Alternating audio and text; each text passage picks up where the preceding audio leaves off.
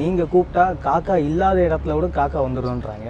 அதை நான் மக்களுக்கும் காட்டணும்னு ஆசைப்படுறேன். சின்னதாக ஒரு டெமோ காட்டுங்க. வணக்கம் சார். இப்போ இது ஃபுல்லாக கொஞ்சம் ஓப்பன் இடமா காலியான இடமா தான் இருக்குது. இங்கே இப்போ நம்ம கூப்பிடலாம். கூப்பிட்டுட்டு அது ஒரு 5 நிமிஷத்தில் வந்த உடனே நம்ம உடனே அமுச்சு வச்சிடலாம். இல்லைன்னா என்ன ஆச்சு என்ன வரைக்கும் இருக்குமா? ஆமாம் ஆமாம், நான் போன்னு சொல்கிற பிறகு தான் போய் இங்கே உட்காந்துட்டு வேடிக்கை பார்க்க. அது வரை நம்ம சொல்லிவிடுவோம். இப்போ ஓப்பனாக காலியாக இருக்குது.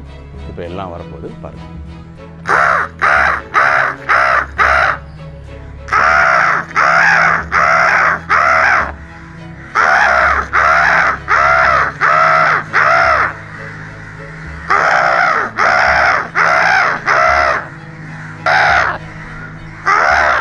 இப்போ ஒரு கிலோமீட்டரில் இருக்கிறதெல்லாம் அப்படியே வரும், எல்லாம் வரும் பாருங்க.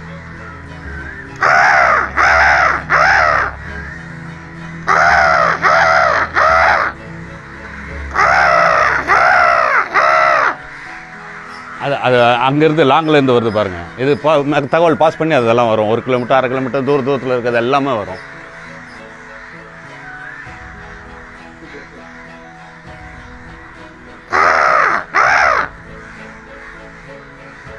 பாருங்க வந்துரு எல்லாம் பார்த்துட்டு போவாங்க. சொல்லிடுறேன் நான். திருப்பி பழைய மாதிரி வானத்தை ஓப்பன் பண்ணுற அது கிளியராக இருக்க மாதிரி பண்ணிடுவோம்.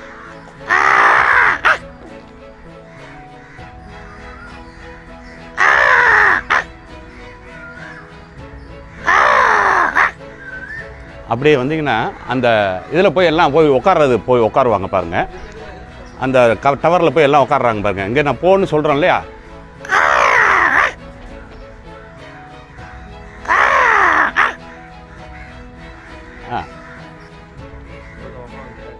போய் உட்காந்து இது கானா என்ன அர்த்தம், கானா என்ன அர்த்தம், கா அப்படின்னா என்ன அர்த்தம்னு மிமிக்ரி மாதிரி முதல்ல கொண்டு வந்தேன். அது நான் போயிட்டு அப்படின்னோன்னு அது அப்படி பார்க்குது அண்ணா அப்படி இருந்துச்சு. ஸோ இதில் ஏதோ ஒன்று இப்போ இவங்களுக்குள்ள ஏதோ ஒரு லாங்குவேஜ் இது இருக்குது. இது என்னென்னு ஒன்று அந்த டைமிங் மாத்திரை அளவுகளை கொஞ்சம் கொஞ்சமாக பிடிச்சி மிமிக்ரி மாதிரி அதை அப்படியே கொண்டு வந்தேன். அப்புறம் நம்ம கத்துறது அதுக்கு புரிய ஆரம்பிச்சிச்சு, அது கத்துறது நமக்கு புரியாச்சு. இதே மாதிரி தான் எல்லா இதுக்கும் அப்புறம் நான் ஸோ அது நீங்களும் பண்ணலாம். இது ஒரு விஷயமே கிடையாது. சாதாரணமாகவே நீங்கள் பேசலாம். ஆனால் எங்கே சார் நான் கத்தும் போது எதுவுமே வர மாட்டேங்குது. அது எப்படி ஒரு நாளில் எப்படி உங்களுக்கு வந்துடும்? பட் நீங்கள் எத்தனை வருஷம் அது ப்ராக்டிஸ்? சின்ன வயசுலேருந்து சார். இது காக்கான்னு கூப்பிட்டா நீங்கள் டெய்லி சாப்பாடு வச்சிங்கன்னா நீங்கள் காக்கானே கூப்பிடுவானா, உங்களை பார்த்த உடனே வந்துடும். அது டெய்லி நீங்கள் அது கூட அன்பாக பழகணும். முதல்ல நீங்கள் வந்து கான்னு கூப்பிட வேண்டியதே இல்லை. எவ்வளோ வீட்டுங்களில் வந்து அவங்க தூங்கி எழுந்துச்சி அந்த 6 மணி இந்த டைம் சாப்பாடு வச்சு மிஸ் ஆச்சுன்னா அது உள்ளே வந்து கேட்கும், கையில் கொடுப்பாங்க சாப்பிடும். எவ்வளோ வீட்டுங்களில் இது நடக்குது. அது பழக்கணும், உடனே வராது. அதுதான் உண்மை. காக்காக்களோட இனம் பையன் பொண்ணுலாம் இருக்குது. அதை தாண்டி அண்டங்காக்கான்னு ஒரு இது இருக்குது. ஸோ இந்த மாதிரி நிறைய விஷயங்கள் கனெக்ட் ஆகிருக்கு காக்காவோட. அதை வந்து உங்களால் வேற்றுமைப்படுத்தி பார்க்க நீங்களே கண்டுபிடிக்கலாம். அது டெய்லி பழகணும். நீங்களே இது ஆண் காக்கா பெண் காக்கா நீங்களே கண்டுபிடிச்சிடலாம். எப்படின்னா அது டெய்லி நீங்கள் பழகினா அது ஆக்டிவிட்டிஸ். முதல்ல மண்டை வந்து பெண் காக்காக்கு இப்படி இருக்கும், இப்படி இருக்கும். ஆண் காக்காக்கு இப்படி இருக்கும், தூக்கி இருக்கும். பெண் காக்காக்கு இப்படி டவுனாக இருக்கும்.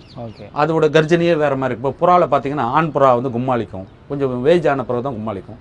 அதேமாதிரி பெண் புறா கொஞ்சம் அடக்கமாக இருக்கும். அதுலேயும் பெண் புறா கொஞ்சம் வால் புறாலாம் கூட இருக்கும். ஸோ அது வளர அது தெரியாது. நீங்கள் அதுங்களோட பழகினீங்கன்னா, இப்போ புறா பிடிக்கிற ஒரு புறா வளர்க்குறவர்கிட்ட ஏங்க இது ஆண் புறா பெண் புறான்னா அது கொம்மாளிக்காமல் இருந்தால் ஒரு பிடிச்சி இப்படி கழுத்தை பிடிச்சி இப்படி திருப்பி இப்படி பார்த்துட்டு இது ஆண் அப்படின்றாங்க, பெண்ணுன்றுவாங்க. காக்கைகளை அந்த மாதிரி நீங்கள் டெய்லி பழகினீங்கன்னா, சாப்பாடு வச்சிங்கன்னா இது ஆண் காக்கா இது பொன் காக்கான்ற உங்களுக்கே தெரியும். இப்போ அந்த அண்ட காக்கான்ற கான்செப்ட் எதில் வருது சார்? இதுலேருந்து அது வந்து ஒரு ஒரு ஒரு இப்போ நான் இங்கே தமிழ்நாட்டில் இருக்கிறோம். இப்போ நீக்கிறோ இருக்காரு, அவரும் மனுஷன் தானே, ஆனால் அவர் நீக்கிறோ மனிதன்றீங்க.